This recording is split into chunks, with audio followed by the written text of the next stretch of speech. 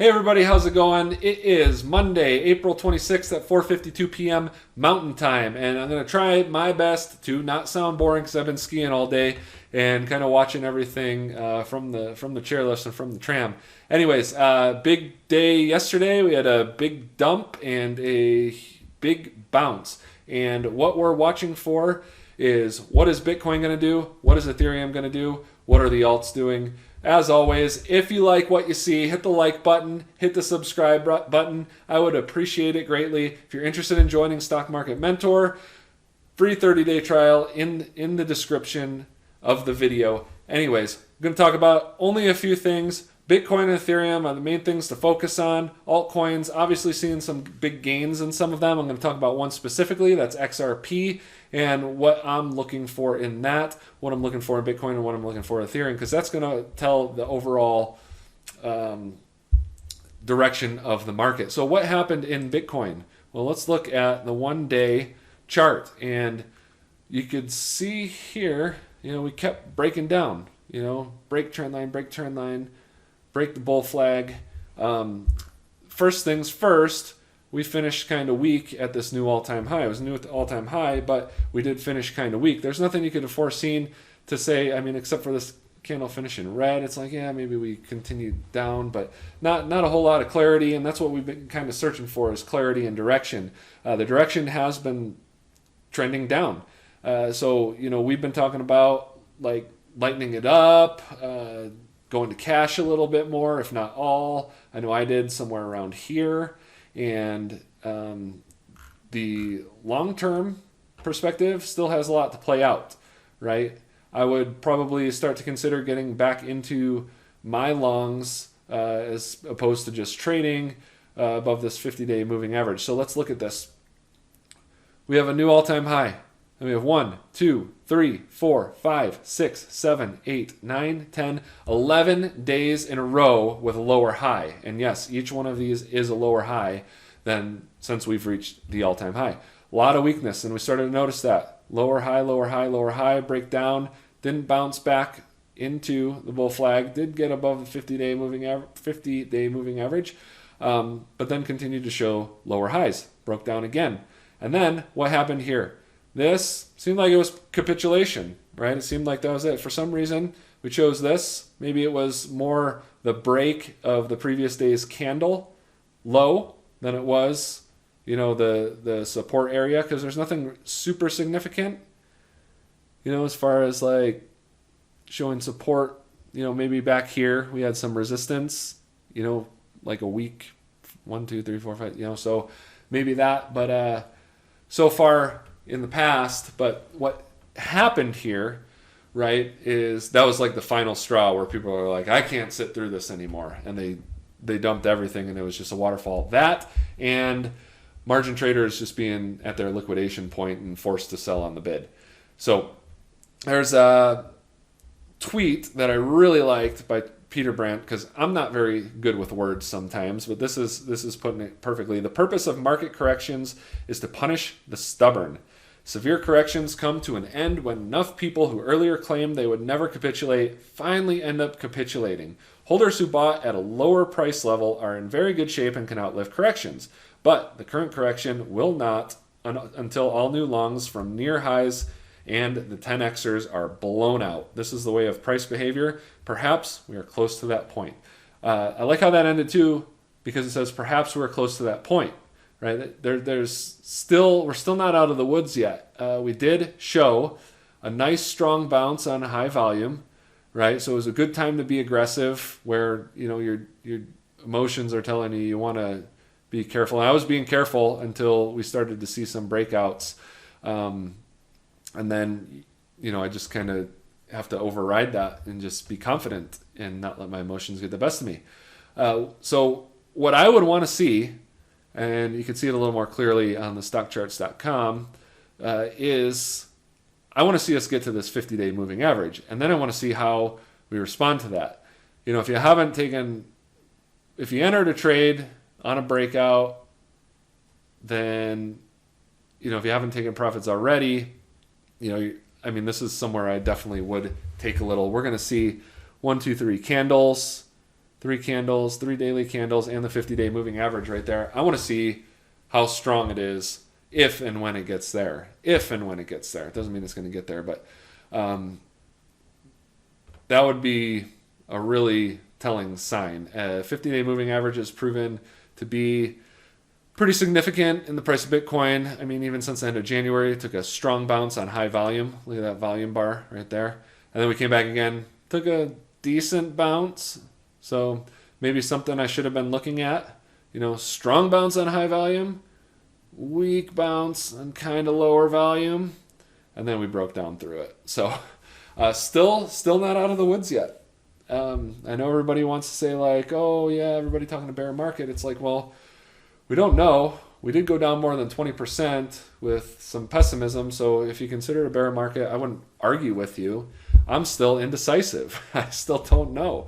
I'm actually more 60-40 that we do see lower than this previous 47.5. But on breakouts, I am trading aggressive when we break out. It's the opportunity right now. But anyways, back to Bitcoin. That's what I want to see. I'd like to see us finish near the high of the day, if not put in a new high today.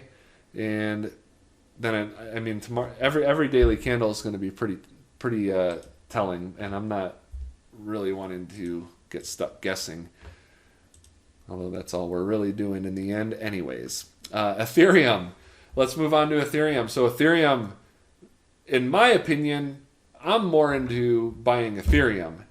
It is looking a lot stronger than Bitcoin, and here is a couple reasons why. Bitcoin took that huge drop. It was like 27%. Ethereum didn't even break the low of the previous day's candle.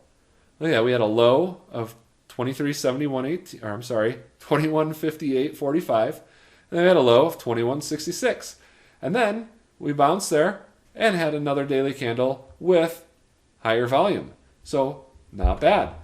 Now, looking for the same thing, I'm looking to test the top of this uptrend channel, and I only have the top drawn. And if you remember, Bitcoin didn't even make it there.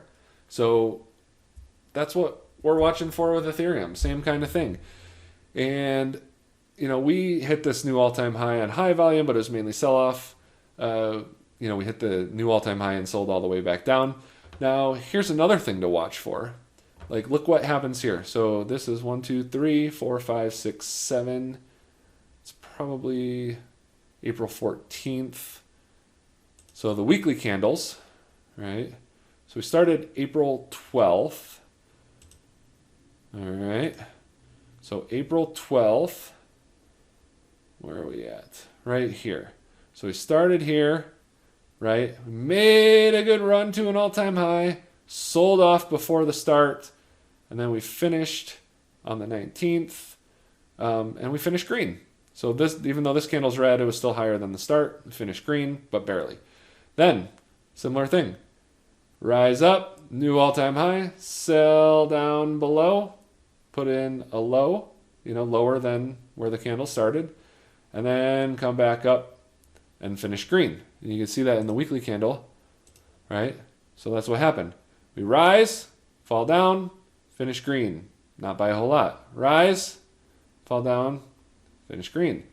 So what I'm watching for is to rise, maybe to this a little over 2,700, and then to fall back down, maybe this 2145, maybe a little higher. Hold on.